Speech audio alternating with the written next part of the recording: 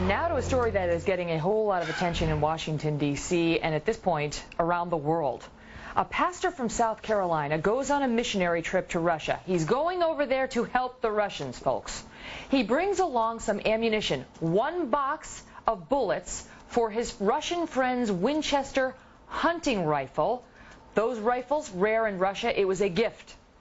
The pastor, Miles, was cleared to enter Russia at the Moscow airport. He also declared the bullets before he even left the United States.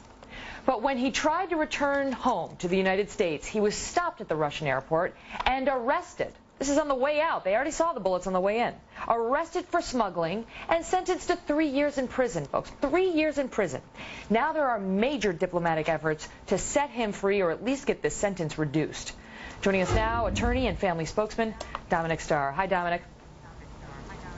Hi, Megan. How are you? I'm well. Thanks so much for being with us. You know, we get a lot of mail on this. We've been staying on this all week. We had Senator Lindsey Graham on yesterday from South Carolina, who's been working with the State Department and with Russian authorities to try to do something about what appears to be a really gross injustice. Dominic, let me start with this. Is there any suggestion whatsoever, even by the Russians, that the pastor was up to no good, that those bullets were meant for something nefarious? Absolutely not, Megan. There wasn't a single witness that testified at the trial, including the prosecutor's witnesses, that testified that they believed he had intent to break any Russian law at the time of his entry into the country. Okay, now 3 years sounds extreme to most Americans. It was the minimum sentence when you're convicted of smuggling, which was the charge, bizarrely. In any event, that was the charge. He was given the minimum. Given that, what are his options now? Well, there are 3 different avenues that we're pursuing right now. Of course, the first is the appeal, and we're in the process of getting the appeal filed right now. The second option is to have amnesty granted to him through the Russian parliament called the Duma. And the third is, of course, for him to have a presidential pardon signed by President Putin. What are the odds of amnesty being granted? Well, my understanding is that that process can't be considered until the appeal process is underway.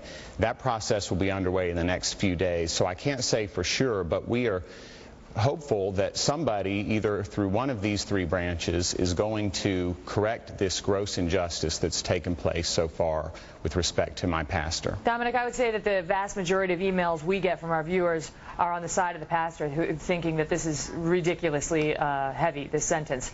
But some emails saying, you know, he'd been to Russia every year, a couple times a year. He should have known that you're not allowed to bring bullets in. How would you respond to those folks?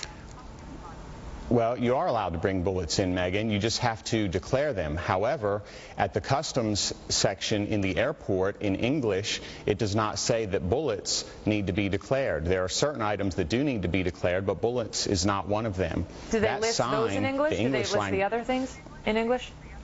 Absolutely, yes. And that sign actually is a piece of evidence from the trial. That is very interesting. Well, Pastor Miles... Go ahead. Pastor Miles declared these bullets before he left here and asked whether he would need to do anything additional when he arrived in Moscow.